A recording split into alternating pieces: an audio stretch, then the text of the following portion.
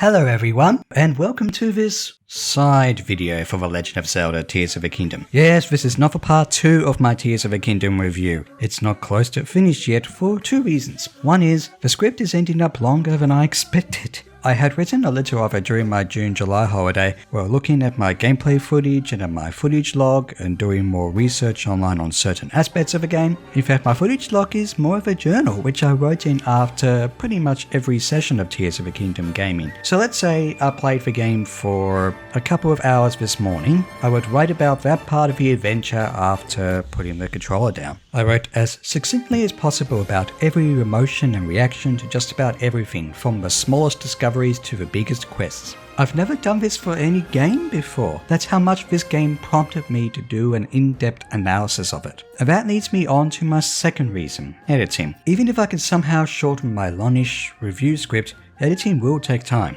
But how much time, you may ask? If I do a bit of work on the video every week while doing other game reviews, I'm aiming for November. What? Yeah, this is where I can review a running gag that is personal to me. My Final Fantasy VII review that was supposed to be the 50th review milestone, and that didn't get completed. Well, maybe I'll get back to it in the future. Apart from motivation, the main struggles for reviewing Final Fantasy VII and its remake, well, Part 1 of the remake, were the additional media of Final Fantasy VII I've not indulged in besides the original one that came out on PlayStation and the Final Fantasy VII remake released in April 2020. That got DLC and stuff for the PS5 only. What? There was the music possibly been a copyright issue. I love Final Fantasy VII music! The Final Fantasy VII review special was seemingly abandoned while I went on to my 51st game review and kept on doing videos and stuff. I am determined to release the part 2 of my Zelda review before the end of the year. That will be the conclusion, unless DLC comes along for it that has just as much content, if not more, as the DLC that was made for The Legend of Zelda Breath of the Wild. So I figured before I prepare for Springy Showcase Spiderman September, which you will find out about soon enough unless you want to guess from the title, I'd talk in this video about what I want to see in the next mainline Legend of Zelda game that will surely follow Tears of the Kingdom. This does not include remakes or remasters like Link's Awakening or spin-offs like Hyrule Warriors, which may provide backstory to Tears of the Kingdom, but who knows. Also, not to worry, the list of things I want to see in the next Zelda game will contain very little in the way of spoilers for Tears of the Kingdom, unlike my future Part 2 review. Okay, big update, intro, thingy out of the way, let's do the main part of the video simply titled What I, Viddy, want to see in the next Legend of Zelda game. Preferably little to no DLC. This may depend on whether the next Legend of Zelda game is a smaller scale Zelda in contrast to the recent massive open world formula, but I would prefer a Zelda that is smaller to have little to no DLC. Zelda games such as the recent Link's Awakening on Switch mostly did fine without it. Do I want DLC in Tears of the Kingdom? Mostly yes. Should there be DLC if a series goes with a big open world style again? Mostly yes again, but for a smaller scale one like Link's Awakening, I really want the Zelda game to have all the content in it from day one. Minus patches of course that make the game run more smoothly.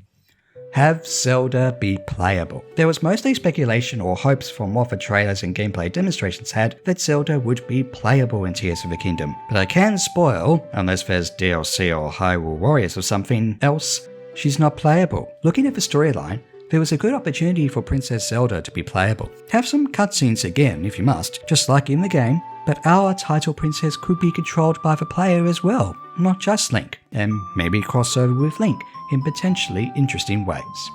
A visible XP/leveling system. It's not too much of a spoiler to say that Tears of the Kingdom has the same invisible XP/leveling system from Breath of the Wild, albeit with minor changes and interpretations that I will bring up in my Part 2 review. Still, the system would make more sense if you see the XP on screen to signify how much stronger Link is getting, or at least how much the weapons and enemies hit harder. To be fair, games such as Final Fantasy VIII had an invisible enemy scaling system that the manual or game does does not mention, unless you go online or elsewhere to know about it and play that game accordingly. The next Zelda game could have an RPG system similar to Zelda 2: Adventure of Link, where you choose what stats to upgrade, something the Legend of Zelda series has not done since, well, to a degree, or at the least actually show on screen the XP/leveling system that players are assumed to know if they pay attention to the attack power and tier/ranks of weapons and enemies. The two open world Zelda games were great for allowing players to do things their own way, but a hint, just something,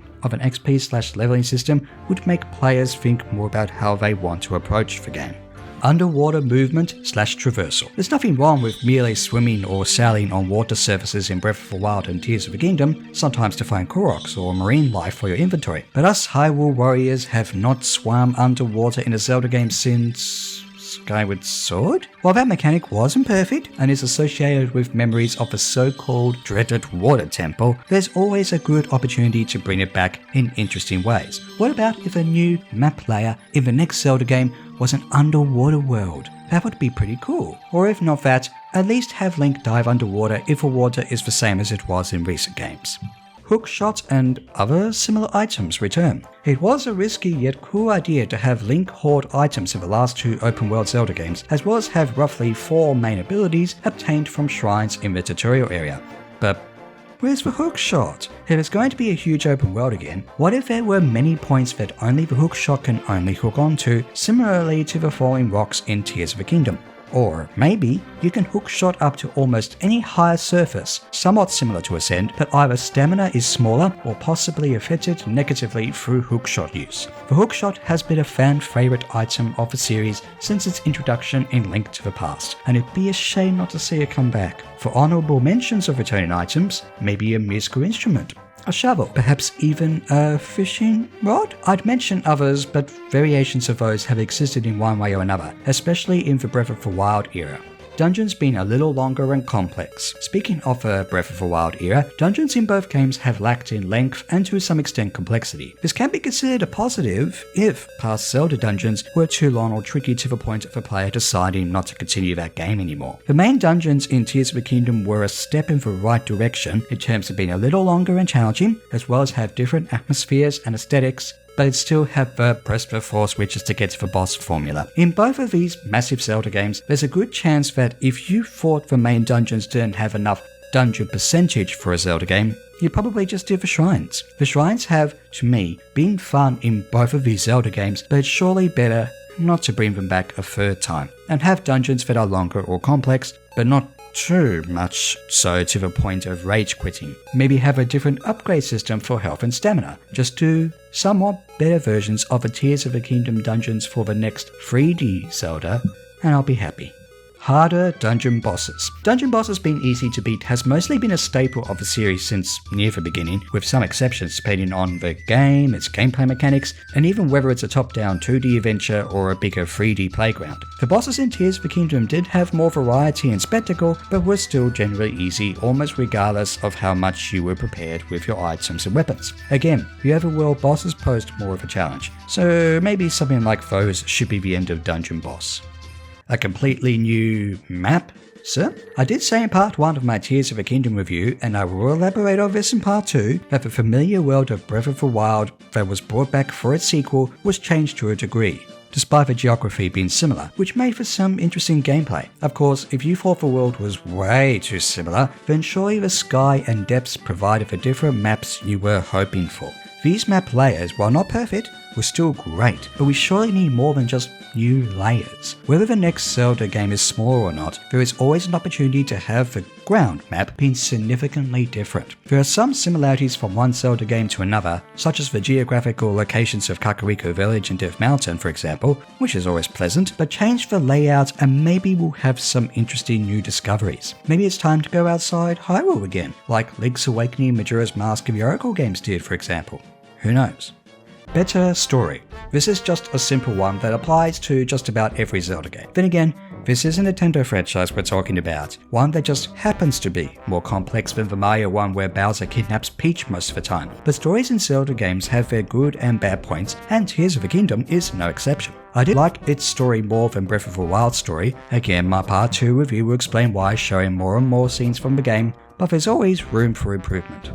And finally, smaller and somewhat linear, or huge and non-linear. This is not so much a what I want to see as it is a cannot decide for what I want the next Zelda game to be like. There's a good possibility that the next Zelda game will be a big open one like Tears of the Kingdom, which may be bigger if that's even possible. And this is because the game's sold well as a way of saying, hey, this is what we want our Legend of Zelda games to be like. But at the same time, what if the next Zelda game was a significantly smaller Tears of the Kingdom, but still roughly as open and freeing? Or what if there was an all-new 2D Zelda? There's every possibility that Zelda concepts such as these won't sell well because, well, they're not like the last two mainline games outside of Link's Awakening. But Nintendo and the Legend of Zelda franchise should take risks. That's what happened from Skyward Sword to Breath of the Wild to Tears of the Kingdom. And Majora's Mask and Wind Waker were also different from their predecessors. The Zelda universe with its characters and world and general story ideas will surely always remain appealing and a Nintendo flagship franchise. But whatever the next Zelda game will be,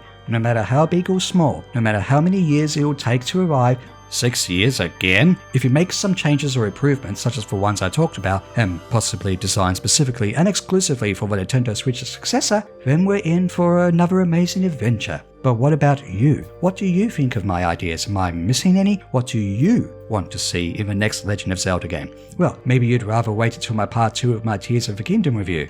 Or that game's DLC, should that arrive soon.